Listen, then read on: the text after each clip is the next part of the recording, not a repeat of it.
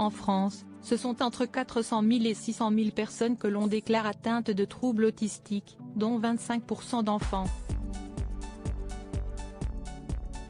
Un handicap que Samuel Le Bihan connaît bien puisque sa fille, Angia, née en 2011 de sa relation avec la styliste et mannequin Daniela Abeille, est atteinte de troubles du spectre autistique.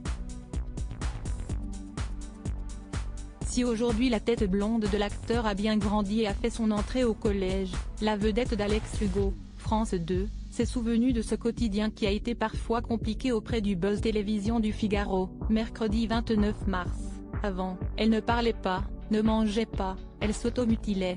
En regardant vers le passé, le compagnon du mannequin Stéphania Christian a alors présenté avec fierté le chemin parcouru par son soleil. Elle a énormément progressé. Aujourd'hui, elle est au collège, elle a des amis, elle rigole, elle communique. Il y a deux mondes entre son enfance et aujourd'hui. C'est une leçon de vie pour moi et c'est aussi une source de bonheur.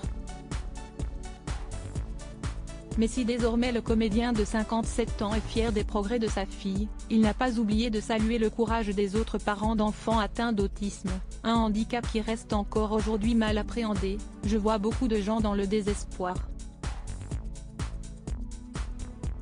On ne se rend pas compte de ce que c'est de s'occuper d'un enfant handicapé tous les jours.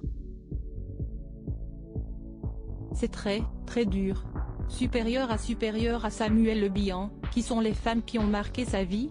Je ne serai pas écrasée par cette maladie si la jeune Angia a fait des progrès considérables, son père a lui aussi évolué par rapport à son autisme.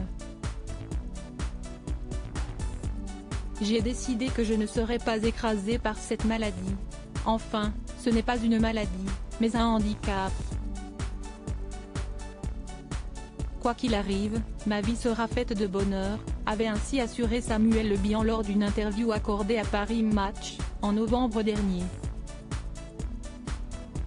Et de poursuivre, en changeant mes priorités, je me suis découvert moi-même, sur ma capacité à faire des sacrifices, à prendre des décisions, à m'organiser, à être très déterminée et à réussir certaines choses dont je ne me sentais pas capable. Article écrit en collaboration avec 6 Médias Crédit Photo, Bruno Bébert.